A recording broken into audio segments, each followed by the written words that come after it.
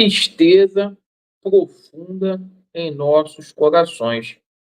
Apesar da limitação técnica do Vasco da Gama, ficou aquela sensação de que a gente poderia ter chegado às finais da Copa do Brasil. E a gente, neste vídeo, vai falar muito aí das consequências. Agora o Vasco da Gama foca no Campeonato Brasileiro. Será se o plantel vascaíno vai sentir psicologicamente a eliminação à Copa do Brasil? Vamos também falar aqui o que deu de errado. Há culpados nessa situação?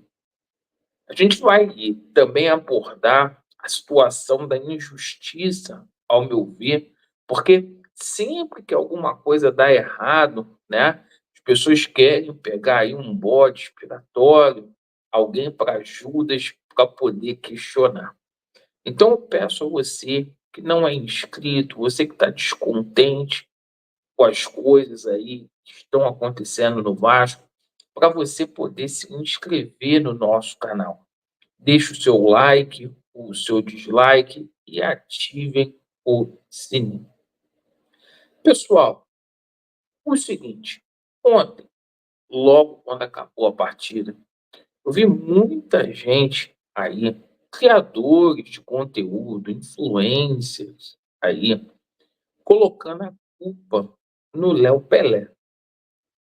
Isso me incomodou por demais, pelo seguinte, nas últimas partidas, o Léo Pelé nem jogar estava jogando. E o Vasco não conseguiu vencer. Ontem, o gol do Atlético Mineiro foi muito mérito ali do Hulk. A gente não pode esquecer que existe também qualidade do outro lado. Mas, ao invés de questionar o Léo Pelé, tem que questionar o Pedrinho e o Marcelo Santana pelo simples fato aí de ter feito uma janela muito ruim. E não foi só essa janela, não. A janela também de começo do ano da 777 Partners foi esdrúxula. O Vasco da Gama perdeu no começo do ano 2 jogadores importantíssimos, que foi o Marlon e que foi o Peck, e o Vasco não conseguiu ali recompor essas peças. Agora, o nosso Paiva simplesmente perdeu 2 jogadores de lado de campo, que foi o Adson e que foi também o nosso bravo DVD, e simplesmente os jogadores que foram contratados foram muito ruins. Só que as pessoas ficam passando pano na cabeça do Pedrinho. Se contratou 20 milhões nessa segunda janela aí e não se trouxe um zagueiro.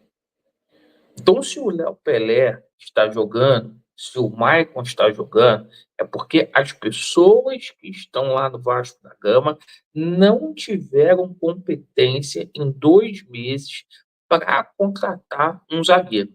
E dinheiro tinha, porque gastaram 20 milhões no Maxime e também no Jean David, jogadores que não são usados. E aí vem o grande questionamento. Por que que o Paiva não usa o Maxime? Por que que o Paiva não usa o Jean David? Eu acho que nem o próprio Pedrinho acreditou que simplesmente o trabalho do Paiva daria certo. Porque está muito claro, está muito nítido nessa situação que esses jogadores que foram contratados e foram dados aí para o Paiva não teve aval do Paiva, tá? Não teve aval do Paiva. Talvez se o Paiva tivesse sido perguntado sobre esses atletas, não teria vindo para o Vasco. E o planejamento passa ali por aquilo que o treinador quer. Se ele foi efetivado, tinha que trazer jogadores que tivessem passado pelo aval dele e não do senhor Marcelo Santana, que é uma coisa que o Vasco tem que rever. É um profissional muito fraco, um profissional que teve toda a autonomia para poder trabalhar aí na gestão do Pedrinho e entregou o seguinte: entregou o Felipe Coutinho, certo? Felipe Coutinho, que foi ele que quis vir para o Vasco da Gama, é um jogador que a gente vai ter que ter muita paciência, está fora de forma, fora de ritmo ali. Entregaram para o Paiva dois ex-atletas, isso ninguém fala, Souza e Alex Teixeira, certo? O nosso Emerson Rodrigues foi uma contratação que foi feita ainda na época lá do Pedro Martins, e mais dois jogadores que não são usados, Jean David e o Maxime. Janela muito pobre, muito pobre. Aí as pessoas ficam questionando o Paiva, falando que o Paiva é fraco. A gente sabia que o Paiva ia oscilar, é um treinador que simplesmente estava no sub-20. O Paiva foi colocado aí no elenco principal do Vasco em junho. São 4 meses de trabalho do Paiva. Hoje está fazendo 4 meses. Ele foi colocado em junho, pegou um pepino danado que o Ramon Dias não deu jeito, pegou um pepino danado que o português Álvaro Pacheco não deu jeito, tá? Se perdeu a mão agora no final, perdeu por conta também de que peças não foi dada para ele. Ah, mas que ontem o Paiva errou. Errou. E errou feio. De colocar o Rossi, né? De repente de ter tirado o Boa, de ter deixado o Coutinho se arrastando em campo. O Paiva tem a culpa dele? Tem. Agora, vamos ser justos, pessoal. A substituição que ele fez com relação ao Rossi, 42 minutos do segundo tempo, quase 43. Tu olha para o banco de reservas do Vasco da Gama, qual jogador que tinha lá que poderia reverter aquela situação? Com 3, 4 minutos de jogo. Bahia também não está jogando rigorosamente nada. Então é o seguinte, gente. As coisas no Vasco da Gama para 2025, se o Vasco está pensando em título, tem que trazer profissionais qualificados para trabalhar aqui. Quando não se tem dinheiro, tem que ter influência de mercado. Marcelo Santana é fraco. Ontem deixou muito triste ver o Vegete sozinho no meio-campo, chorando e externando ali a insatisfação dele. Enquanto isso, enquanto o Vegete chorou, o presidente do Vasco não veio ao público para falar nada, deixou o Paiva lá sozinho. Ele tinha que explicar por que ele não contratou um zagueiro. Ele tinha que explicar por que ele não contratou um volante. Por que ele não quis contratar depois da chegada do Souza. Então é chato a gente ver um jogador simplesmente ali se sentindo constrangido com aquela situação. Ninguém vai lá abraçar o jogador, ninguém. O presidente do clube não fala nada, parece que está cagando, tá? E é isso aí.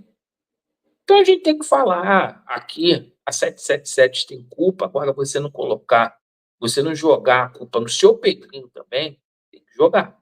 Ah, mas que tirou a 777. Não pode ficar sentado em cima disso pro resto da vida. Janela de contratação do Vasco foi ruim, contratou profissionais fracos, tá? Fraquíssimos, fraquíssimos, aí para compor a Vasco SAF, as consequências estão aí. Agora, a gente não pode esquecer que do outro lado tem o mérito também do Galo, que é um bom time, e o seguinte, preocupa essa situação no Campeonato Brasileiro, porque acho eu que o Vasco vai sentir. O próprio Paiva falou isso ontem. Então, quinta-feira, a gente tem um jogo importante contra o Cuiabá.